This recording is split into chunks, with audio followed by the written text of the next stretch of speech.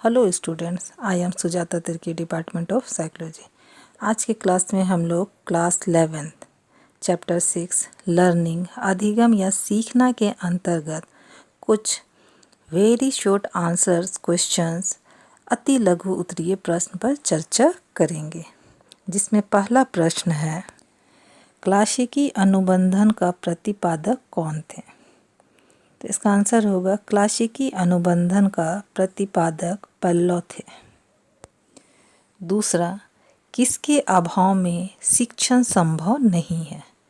इसका आंसर होगा परिपक्वता के अभाव में शिक्षण संभव नहीं है। तीसरा, थॉर्नडाइक ने अपने सिद्धांत में सीखने का आधार क्या माना। इसका आंसर होगा थॉर्नडाइक ने सीखने का आधार प्रयास एवं भूल को माना था। चौथा, थॉर्नडाइक ने सीखने के किस नियम का प्रतिपादन किया। आंसर, थॉर्नडाइक ने सीखने के 3 नियमों का प्रतिपादन किया। अभ्यास का नियम, तत्परता का नियम तथा प्रभाव का नियम आदि। पांचवा, पेल्लो ने सीखने का आधार क्या बताया। इसका आंसर होगा पेल्लो ने सीखने का आधार संबंध प्रत्यावर्तन को बताया, जिसमें प्राणी अनुबंधित अनुक्रिया करना सीखता है। छठवां, पेल्लो ने अपना प्रयोग किस पर किया था। इसका आंसर होगा पेल्लो ने अपना प्रयोग भूखे कुत्ते पर किया था। 7, पुनर्बलन क्या है। तो इसका आंसर होगा किसी व्यवहार से उत्पन्न परिणाम को पुनर्बलन कहा जाता है। पुनर्बलन ऐसा उद्दीपन या घटना है जो किसी अनुक्रिया के घटित होने की संभावना को दृढ़ करता है। 8वां, सीखने के सूझ सिद्धांत का प्रतिपादन किसने किया था। तो इसका आंसर होगा सीखने के सूझ सिद्धांत का प्रतिपादन गेस्टाल्टवादी मनोवैज्ञानिक कोहलर एवं कोफ्का ने किया था। 9वां, अभ्यास का नियम क्या है। तो इसका आंसर होगा अभ्यास के नियम में थॉर्नडाइक ने कहा कि किसी भी क्रिया को प्राणी बार बार करना सीखता है। 10वां, प्रभाव का नियम क्या है। इसका आंसर होगा प्रभाव के नियम में थॉर्नडाइक ने कहा है कि जिस क्रिया से प्राणी को संतुष्टि मिलती है उसे बार बार दोहराता है और सीख जाता है, तथा जिस क्रिया में असंतुष्टि होती है उसे नहीं दोहराता है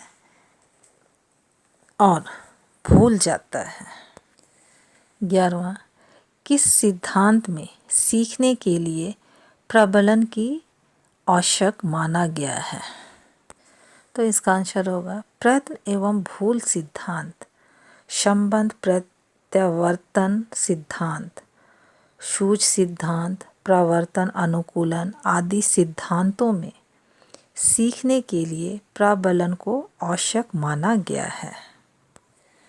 12वां, कोहलर एवं कोफ्का ने सीखने का आधार क्या बताया।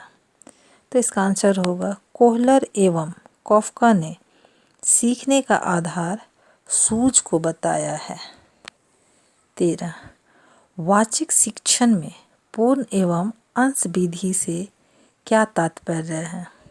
तो इसका आंसर होगा पूर्ण विधि से सीखने के लिए पूरे पाठ्य विषय को एक साथ लगातार सीखा जाता है, जबकि अंश विधि से सीखने के लिए पूरे पाठ्य विषय को कई खंडों या भागों में बांटकर सीखते हैं। 14, वाचिक सामग्री सीखने की विभिन्न विधियां कौन कौन हैं।